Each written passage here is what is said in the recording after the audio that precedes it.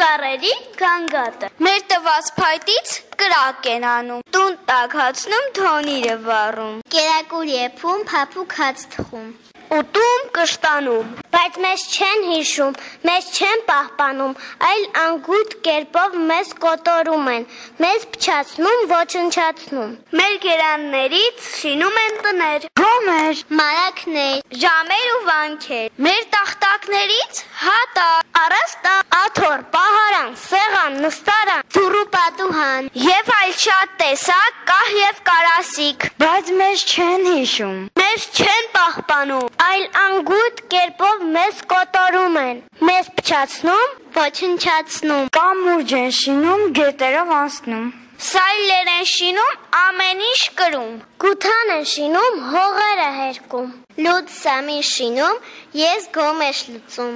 օրորոց շինում, մանկի կորորում, քանան են շինում, տետրակներ տողում, նավեր են շինում, ծովի մեջ լողում, բայց մեզ չեն հիշում, մեզ չեն պահպանում, այլ անգութ կերպով մեզ կոտորում են, մեզ փչացնում, ոչնչացնում։ Ով տանց չի կերել կամ կարմիր խնձոր, նուրու սերկևիլ, կերաս ու սալոր, դեղց կարմրացիկ,